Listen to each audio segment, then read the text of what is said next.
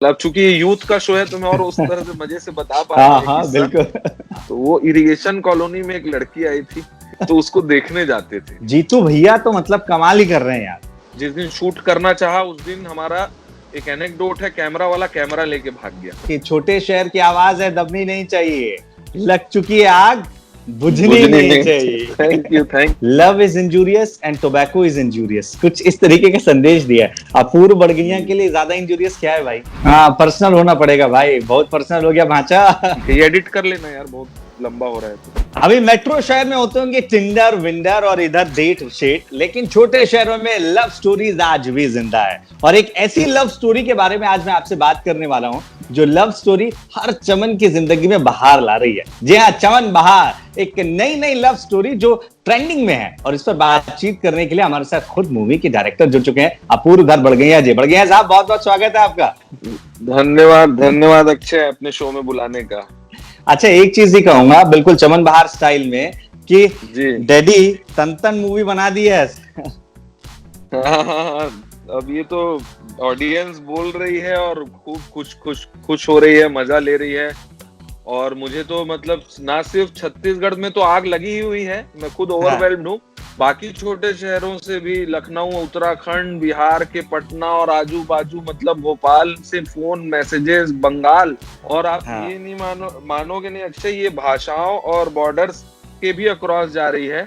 मुझे पाकिस्तान के एक मशहूर एंकर का मैसेज आया फेसबुक पे, और मुझे बांग्लादेश और नेपाल से मैसेजेस आए हैं। और मतलब मैं तो बहुत ओवरवेल्म्ड हूँ यार, और बहुत खुश हूँ कि, और इसको पूरी तरह हिट मतलब हमारी जनता ने, हमारे दोस्तों मित्रों और हमारी बहुत ही खूबसूरत एक माहौल बना ये मतलब साफ हो गया कि बिल्लू सिर्फ लोरमी में नहीं है भैया, अक्रॉस द वर्ल्ड बिल्लू है। पान ठेला चमन बहार भी हर जगह है। बस बिल्लू हर जगह है, अलग अलग रूप में है। पान ठेले हर जगह है, अलग अलग रूप में है। हाँ तो लेकिन ये बताइए कि ये कॉन्सेप्ट आया कहाँ से, चमन बहार? ये नाम ही बिल्कुल अलग है, तो ये दिमाग में आया कैसे कि चमन बहार पर कुछ करना चाहिए?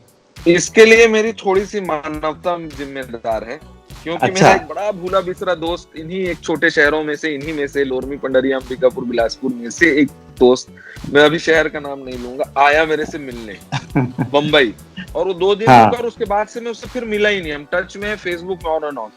और मैं उससे पूछा कि और आजकल फॉरेस्ट कॉलोनी तरफ जाना होता है कि नहीं। तो मेरे मन में छत्तीसगढ़ के लिए कुछ करने का मन तो हमेशा से था। तो आजकल उधर जाना होता है कि नहीं। तो वो कह रहा है, फॉरेस्ट कॉलोनीज अक्षय तुम्हें मालूम होगा कि हमेशा शहर के बाहर होती थी, अब तो खैर मत हो गए। तो खैर उसने बोला नहीं, अब तो नहीं जाते, पर 2 साल पहले जाते थे। तो मैंने बोला अब चूंकि ये यूथ का शो है तो मैं और उस तरह से मजे से बता पा रहा हूँ किस्सा। तो वो कहा कि वो हमारे बाजू में इरिगेशन कॉलोनी था। तो वो इरिगेशन कॉलोनी में एक लड़की आई थी तो उसको देखने जाते थे। लड़की शुभ है चाचा। लड़की मजेदार, ये प्लॉट गॉड सेंड हो गया मेरे लिए। उसी समय मेरे एक मौसा जी विजिट करना है, तो वो अपनी कहानियां बता रहे थे कि हमारे जमाने में क्या होता था, पान वालों के साथ, अच्छे घरों की, मतलब बड़े घरों की लड़कियां पान वालों के साथ भी भाग जाती थी। तो मैंने बोला क्या सामाजिक साम्य था उस दौर में, है ना। तो इसको लेके आज रियलिस्टिक परिवेश में कुछ कहा जाए तो बस फॉरेस्ट का कॉलोनी की वजह से वो आ गया टच, और मेरी अपब्रिंगिंग जिस तरह से हुई उससे चरित्र किरदार गढ़ते चले गए। बहुत से किरदार हमारे इर्द गिर्द के हैं, कुछ को शायद तुम भी जानते होगे, आइडेंटिफाई कर पा रहे होगे। उनको दिया है, थोड़ा एज दिया है, कैरेक्टर्स उनके डेवलप किए हैं। जो एक्टर्स मेरे बहुत टैलेंटेड, एनएसडी और एफटीआई के आए, उन्होंने भी उनमें अब जान डाली। तो ऐसे बनता चला गया यार। ये जो बात बोली है अपूर्व भाई ने, ये सारे मम्मी पापा को देखना चाहिए जो कहते हैं दोस्त किसी काम नहीं आते। अरे भाई देखो दोस्त ने मूवी बनवा दी है, इतने बड़े काम आते। लेकिन वो जो अपूर्व भाई एक चीज और बोलूंगा कि ये जो पान ठेला होता है ना, उसमें बहुत ताकत होती है। लड़की पटे ना पटे ट्रेंडिंग बना देता है एक पान ठेला। ट्रेंडिंग में भाई साहब, आप कॉफी शॉप्स अभी आए हैं, लड़के कूल अब हुए हैं ज्यादा। ये जो नए दौर में हम नई कहानी लिख रहे हैं, पहले पान ठेला ही एक शहर, कौन सा आदमी कौन से पान ठेले में खड़े होता है उससे उसकी कुवत पता चलती थी, यूथ के अमॉन्ग द यूथ। बिल्कुल बिल्कुल, है ना। सत्यम टॉकीज के पान ठेले में कौन खड़ा होता है, बस स्टैंड वाले में कौन खड़ा होता है, और जहाँ किसका खाता चलता है उससे पता लगता है, खाते में लिख लेना। हर किसी के बात, हर बस की बात नहीं होती किस पान ठेले में कौन खड़ा हो जाए, पान की दुकान। तो ये एक तरह, और अच्छा नहीं, इनका एक महत्वपूर्ण योगदान ये भी था कि एक यहाँ पे बड़ी अच्छी डिस्कशंस होती थी यार, चाय की टपरी और पान की दुकानों में सामाजिक वातावरण, पॉलिटिकल डिस्कशंस बहुत कई बार गजब के होते थे, और कई बहुत टैलेंटेड लोग छोटे शहरों के जो काफी वेल अवेयर और लाइब्रेरी जाके पढ़े हुए, वो काफी अच्छा ज्ञान भी बांटते थे। यहाँ आपको अलेक्जेंडर पोप को जानने वाले भी मिल जाएंगे, श्री लाल शुक्ल के राग दरबारी के शौकीन भी मिल जाएंगे। बस बात यह है कि आप किस पान ठेले में जाते हैं। और आप ये सिर्फ छत्तीसगढ़ की कहानी नहीं दिखा रहे हैं, ये उत्तर भारत में आ जाइए, कमोबेश यही हाल है। सुबह सुबह सब बैठ के और भैया ऐसा देखो मोदी चाइना को रोक नहीं पा रहे हैं, बस ये डिस्कशन अभी चालू है। बिल्कुल, अरे आज तो नहीं, और पूरे उत्तर हर स्मॉल टाउन विदेशों से फोन आ रहे हैं यार, लड़के आइडेंटिफाई कर रहे हैं, मतलब आप क्या बोलोगे, लड़के ये बताता हूँ। हाँ, जो लड़की गुजरती थी वो पान ठेला देखकर बोलती थी, अरे यार उस पान ठेले पे वो रोज मिल जाता है, रोज वहां खड़े होकर देखता रहता है। और born and brought up in metros लोग आइडेंटिफाई कर रहे हैं। मेरे तो एक्टर कई मेट्रोज के हैं, उन्होंने जब परफॉर्म कर दिया तो मतलब आइडेंटिफाई वो कर रहे हैं। अच्छा, दूसरी बात, एक जैसे तुमने उत्तर भारत की बात की, महाराष्ट्र से हमारे शहर में एक पुलिस के आला अधिकारी आते हैं, जहाँ हमारे छत्तीसगढ़ में, तो वो तो एकदम लंबा चौड़ा पोस्ट लिख डाला, born and brought up in Mumbai and then he went somewhere else to study, कि कैसे कौन सी मेमोरी उनकी इग्नाइट कर दी मेरे फादर को। पान ठेले, और बहुत सुंदर उन्होंने एक सिमिली बना के फोटो डाली है, उनके फेसबुक प्रोफाइल तुम देख सकते हो। मेरे पापा को मिडवे फोन आ जा रहे हैं अंकल्स के, कि जो उनके एज के हैं, कि यार कितना हंस रहे हैं हम लोग, बचपन की, सबको बचपन की याद आ रही, तुमको भी बचपन की याद आ रही, मेरे भी बचपन की याद आ रही, पापा को भी बचपन की याद आ रही, मम्मी को भी अरे अच्छा, एक बार पापा का जिक्र किया आपने, तो जो दर्शक अभी देख रहे हैं, मैं उनको एक कनेक्शन बताना चाहता हूँ। इवन दो अपूर्व भाई, मेरी बात आज ऐसे हो रही है, लेकिन अपूर्व भाई के पापा से मेरी बात और मेरे पापा जी से अपूर्व जी की बात इसलिए हुई थी क्योंकि दोनों का डिपार्टमेंट एक था। और यही मूवी के स्टाइल में पूछूंगा, भैया एक तो बात है दिल में, बतावे तो पूछूं, ये जो डीएफओ साहब का लौंडा दिखाए हो, बिच्छू वाला जैकेट पहन के आता है, तो ये डीएफओ साहब का लौंडा कौन है? बड़गैया साहब का तो नहीं?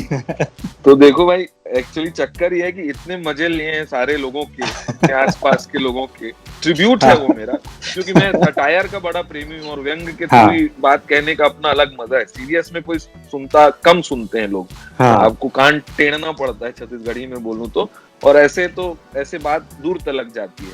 फिल्म में एक छोटा सा मैसेज भी है, तुम समझ पाए होगे, और बिल्कुल कनेक्टिंग। तो मैंने कहा पहला जो खुद पे ही मार लूं, ताकि बाकी लोग ऑफेंड होने का रिस्क खत्म ही हो जाए। हालांकि कोई हुआ नहीं, और लग नहीं रहा है कि भविष्य में कोई होगा, सब बहुत एंजॉय कर रहे हैं, और सब अपने अपने लेवल पे छोटा छोटा बड़ा बड़ा स्टार्टअप एंजॉय कर रहे हैं अपने फ्रेंड्स, फैमिलीज, व्हाट्सएप ग्रुप्स और तरह तरह के सोशल मीडिया के प्लेटफॉर्म्स में, क्योंकि उनके चाहने वाले ही समझ पा रहे हैं कि ये क्या हो रहा है, जो उनको अच्छे से जानते हैं। तो बहुत मजेदार से भाई, लोरमी में तो कई लोगों के फोन आ रहे हैं कि बाप बेटे को मार रहा है, कि साले कौन से पान ठेले में खड़े हो रहा था, तू वहां दिखा ही नहीं जहाँ चमन बाहर बन रही थी। हाँ, वो एक मेरी, तो वो एक मेरी यादों का लोरमी था, जिसको रायपुर के इर्द गिर्द बनाए, क्योंकि बदल चुका है अब, जो लुक एंड फील है, और वो नॉस्टैल्जिया का फैक्टर इंपॉर्टेंट था। और मेरे को इतनी खुशी है, मुझे बहुत से लोग डाउट पैदा कर रहे थे कि फोन नहीं है, ये नहीं है फिल्म में। मैं बोले यार देख लेंगे, समझ जाएगी पब्लिक, समझ रहे हो। एक बार यदि तुम कुछ स्टैब्लिश नहीं करते हो, तो वो इतनी होशियार है ऑडियंस, और इतनी फॉरगिविंग है, मैं तो कहता हूँ कई बार, और इतना प्रतिसाद देती है, खुश हो जाती है, तो कि कुछ ऐसा नोटिस ही नहीं किया, और बहुत खूबसूरती से कहानी अपने आप को गढ़ती चली गई, और लोग उसके साथ फॉलो करते चले गए। तो बहुत ही आनंददायक, मतलब ये टाइम मशीन है। मैं बताऊं अपूर्व भाई की टाइम मशीन है, फोन की जरूरत नहीं है। ये सबको आपने कहा ना कि बचपन के दौर में ले जा रही है, हम सब उस दौर में पहुंच गए कि क्या चाचा क्या भांचा, बस यही चल रहा था।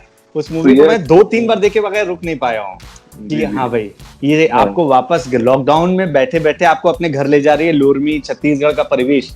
एक चीज और अपूर्व भाई, ये परिवेश जो आपने गढ़ा है, मैंने फेसबुक पर पूछा कुछ लोगों से कि क्या आप बात करना चाहते हैं, तो उसमें कुछ लोगों ने बहुत माइन्यूट ऑब्जर्व किया कि इंट्रोडक्शन जैसा आपने दिखाया, वो छत्तीसगढ़ के छांदी जो कहते हैं छत, उस पे किसी का नाम आ रहा है, कहीं जमीन पर नाम आ रहा है। ये बहुत अच्छा अद्भुत कॉन्सेप्ट था। ये किस तरीके से आया कि नहीं ऐसे हम कर सकते हैं, ये ट्राई करना चाहिए, कुछ स्पेशल था ये?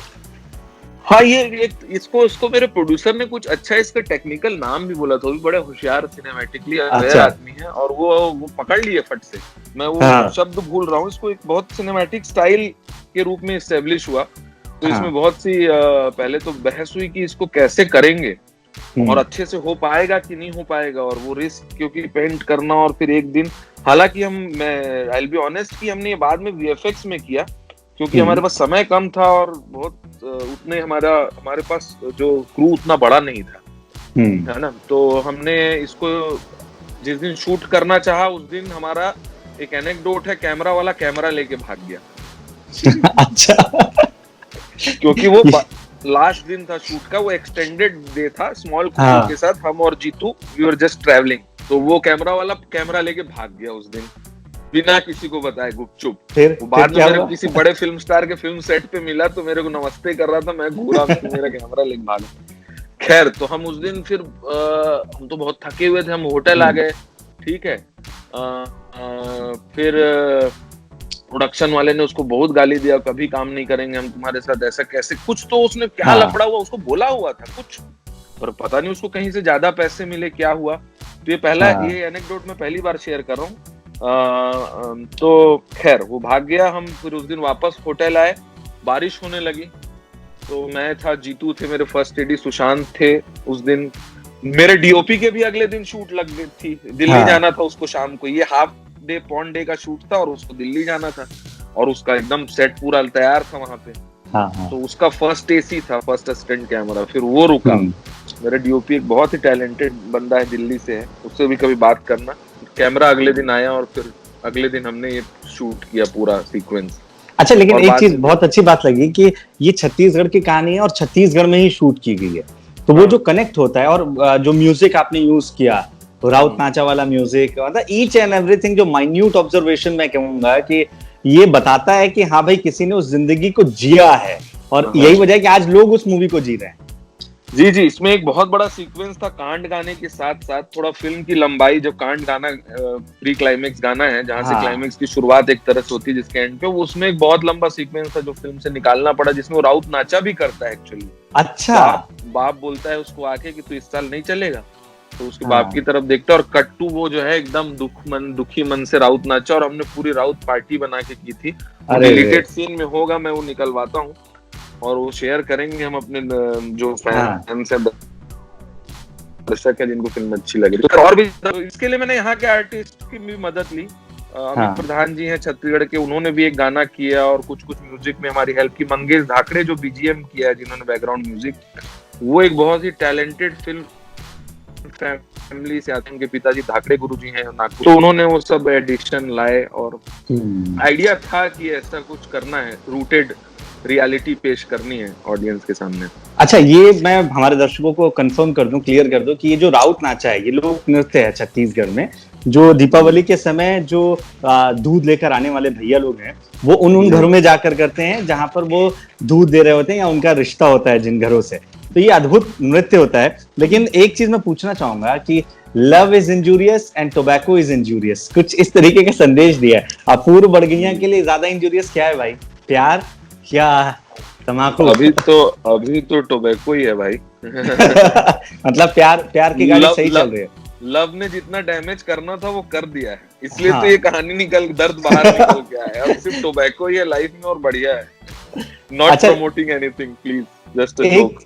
एक चीज मैं समझना चाह रहा हूँ कि अभी लगातार जो हम देख रहे हैं कि बॉलीवुड शिफ्ट हुआ है, मेट्रो से निकलकर वो अब गाँव में पहुंच रहा है, चाहे शूट हो चाहे कहानियां हो, वो छोटे छोटे गांवों से निकलकर सामने आ रही हैं। छत्तीसगढ़ को प्रमोट करने में अपूर्व, अब आपका नाम हमेशा याद रखा जाएगा कि हाँ भाई, अपूर्व ने छत्तीसगढ़ को इस तरीके से दिखाया कि पूरी दुनिया आज पसंद कर रही है, ट्रेंड कर रहा है वो। आपको लग रहा है कि हाँ, यहाँ स्कोप बहुत ज्यादा है, आने वाले वक्त में छत्तीसगढ़ जो नेचुरल ब्यूटी से भरा हुआ है, वहां पर कुछ और बेहतर हो सकता है? डेफिनेटली, जब तक हमारे film maker, story teller, specially young और मेरे बाद जो आएंगे आने वाले, और सिर्फ छत्तीसगढ़ के नहीं, हर स्मॉल टाउन, जब तक वो अपनी पर्सनल स्टोरीज नहीं लेके आएंगे। और दोस्तों, आपको ये जानना पड़ेगा, पर्सनल स्टोरी कहने के लिए अंदर एक वल्नरेबिलिटी भी होनी चाहिए। आपको अपनी इनसिक्योरिटीज छोड़ के पूरे कॉन्फिडेंस से अपनी कहानी कहनी पड़ेगी, चाहे मुझे भी 5-7 साल लगे इस कहानी को कहने में, क्योंकि इसकी सेटिंग इतनी अलग थी कि प्रोड्यूसर्स को समझने में तकलीफ होती थी। Finally Yoodlee films, Saregama came on board and my producers were quite cooperative and quite gung-ho about this script. तो आपको कहनी होंगी वो कहानियां, और कहिए। मोर पर्सनल, पैरासाइट के डायरेक्टर ने ऑस्कर स्पीच में बोला है, more personal is more universal. Guys go ahead and tell your stories man. हाँ, पर्सनल होना पड़ेगा भाई, बहुत पर्सनल हो गया भांचा। तो एक और भांचा मुझे ये बताओ कि जैसे हमने इंजूरियस थिंग्स की बात की, तो बॉलीवुड में इन दोनों बात होती है कि नेपोटिज्म जो है, नेपोटिज्म बहुत खतरनाक है, बिकॉज नेपोटिज्म को लेकर लगातार एक के बाद एक बातें हो रही हैं। आपको ये फील हुआ, छोटे से शहर से आप निकल कर गए हो, बिलासपुर से, और कितना, मेरे ख्याल से 18 साल या 15 साल हो गया मुंबई में जाते हुए, तो ये नेपोटिज्म जैसी चीज कभी फील हुई है? अक्षय देखो, ऑनेस्टली मेरे को फील नहीं हुआ। मेरा एक दायरा है मेरे दोस्तों का, हम सब आउटसाइडर्स हैं और हम सब एक दूसरे को सपोर्ट करते हैं। एक दूसरे, यदि हमारी सेल्फ बिलीफ में कोई वीकनेस आती है तो वो सामने वाला हमको हेल्प करता है। और जिस तरह की कहानियां मैं कहना चाह रहा हूँ, मुझे ऐसा नहीं लगा कि ये कहानी किसी और ने कह दी। मेरी आगे की भी जो कहानियां हैं कि मैं बेटर कह सकता था, या ये इससे बेटर मेरी कहानी, मैं कुछ भलता ही ट्राई करना चाह रहा हूँ, और जो कनेक्ट हो गया थैंकफुली। इसमें लक का भी हाथ है, नहीं तो लोग उड़ जाती है बात, समझ नहीं पाते। अब शायद मैं और कॉन्फिडेंटली आगे अपनी कहानियां कहना चाहूंगा। तो नेपोटिज्म के बारे में मेरा ख्याल है कि नहीं, कुछ लोग फेस करते हैं और हो सकता है उनको बहुत दिक्कत आती हो, और बहुत ही अच्छी बात नहीं है। मैं अपने एक सीनियर फिल्म मेकर की बात मानता हूँ, उनका नाम नहीं लूंगा, वो फिल्म लाइन से ही आती है, फिल्म इंडस्ट्री से ही, पर वो उन्होंने कहा कि हाँ, ये एक्सेस तो प्रोवाइड करता है आपको नेपोटिज्म। हम जैसे लोगों को पेरीफेरी में थोड़ा टाइम लग जाता है भेदने में, और आपको एक एक्सेस होता है, पर एट द सेम टाइम आप उसी दुनिया से आते हो, आपको बहुत अवेयरनेस भी नहीं होती है, और एक्सेस मिलने के बाद आपका टैलेंट होता है जो आपको आगे लेके जाता है। और हम जैसे, और उसके अलावा हम जैसे लोग जो आउटसाइडर्स हैं, हम वापस अपने छोटे शहरों की तरफ जा सकते हैं यदि हम फेल हुए तो। वो हमारा शहर, हमारा समाज हमको हमेशा बैठा है, बिल्कुल बैठा है। इनको तो फिर फेल होने के बाद भी वहीं रहना है, उसी ग्लैमर और परिवेश में और सब चीज में, और इतनी एक्सपेक्टेशंस का बोझ है ना। तो ज्यादा तो सिंपल शब्दों में कहें तो छोटे शहर से आने वालों के पास खोने के लिए कुछ नहीं है, पाने के लिए सब कुछ है। अरे कितनी बढ़िया बात है। तो प्रोज एंड कॉन्स दोनों के हैं, और इसलिए मैं कहता हूँ अपनी कहानी कहना चाहोगे तो I think you will be, वही मतलब फिर से मोर पर्सनल। अच्छा, कहने की बहुत बात हो रही है, एक्सेंट की मैं बात करूंगा, जीतू को क्या परेशानी हुई क्या नहीं हुई, क्योंकि छत्तीसगढ़ी एक्सेंट पकड़ना बहुत मुश्किल है। लेकिन भाई आपको एक और अवार्ड मिलना चाहिए। इसमें जो एक्ट्रेस रही हैं, उनकी डायलॉग डिलीवरी की हमेशा तारीफ होगी। मैं पूरी बात नहीं बताऊंगा क्योंकि जो लोग मूवी नहीं देखे उनको मैं चाहूंगा वो देखें और को रिलेट करेंगे उसके बाद ये इस चीज को। क्या डायलॉग डिलीवरी है अपूर्व भाई, मतलब ये कैसे पॉसिबल कैसे हुआ इतने डायलॉग्स? नहीं, उसका एक कारण ये है कि वो एक्नॉलेज करती इन लोगों को तो प्रॉब्लम हो जाती है, फिर वो एक जो मिथ बन जाती है ना, वो एक इमेज है, वो एक, समझ रहे हो, she is an idea to this town, right. वो वीक पड़ जाता, तो बाकी लोगों को फिल्म देखने दो, फिर उसके बाद समझ में आएगा। वही मैं कह रहा हूँ कि एक बार और आइडिया, और ये आइडिया सबके हेड में क्रिएट कर गया है यार बॉस, समझ रहे हो। तो बहुत सी चीजें हैं जो कोई किसी में उसके साथ बैठूं, और यदि हम बैठे बात करें फिल्म के बाद कुछ दिन बाद, तो मैं बहुत सी और बातें, यदि कुछ फिल्म एंथुसियास्ट नहीं, ये तो मानना पड़ेगा कि हर एक कैरेक्टर अपनी एक कहानी बता रहा है, हर एक कैरेक्टर बता रहा है कि सोसाइटी में क्या चेंज आना चाहिए और सोसाइटी में क्या चीजें अभी भी हैं। बिल्कुल, ये चीज मैं कह सकता हूँ क्योंकि छोटे शहर से मैं भी आता हूँ। पान ठेला हो या मोहल्ले में या शहर में कोई लड़की आती है तो कैसे उसके बारे में सबको जानकारी हो जाती है। ये सारी चीजें जो थी वो बहुत मतलब आपने उसको सही तरीके से छुआ है। जीतू पर आते हैं। जीतू भैया तो मतलब कमाल ही कर रहे हैं यार। उसको आपने जो रोल दिया, तो एक्सेंट को लेकर क्या दिक्कत आ रही थी? क्योंकि छत्तीसगढ़ी अपने दाई दादा के साथ बैठ के बोला बताना बहुत आसान नहीं था। जीतू भैया एक तो मेरी फर्स्ट चॉइस थे, मुझे जीतू भैया ही चाहिए थे, क्योंकि उनकी साइलेंस बात करती है। बिना डायलॉग्स के उन्होंने कही है पूरी फिल्म में, उनके डायलॉग सबसे कम है, आप गौर करेंगे। हाँ, और उनकी साइलेंस का मैं कायल हूँ। और पिक्चर इसका पहला 10 मिनट देख के मैं जान गया था, मैंने बाद में देखा था कि ये लड़का ही बिल्लू होगा। हालांकि अब वो जीतू भैया बन गए, जीतू सर बन गए, और न जाने क्या क्या बन गए। ये उनकी पहली साइंड फिल्म है, थोड़ा शूटिंग अच्छा, बाद में शुरू की।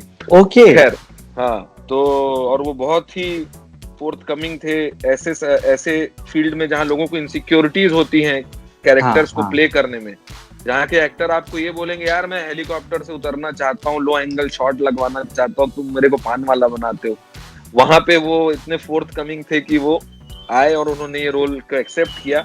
बहुत मजेदार आदमी है जीतू यार, सीरियस है काम को लेके। वो कहते हैं मैं सीरियस नहीं हूँ, मैं नर्वस हूँ, नर्वस रहता हूँ इसलिए। पर कैमरा रोल होने के बाद वो मैजिक है।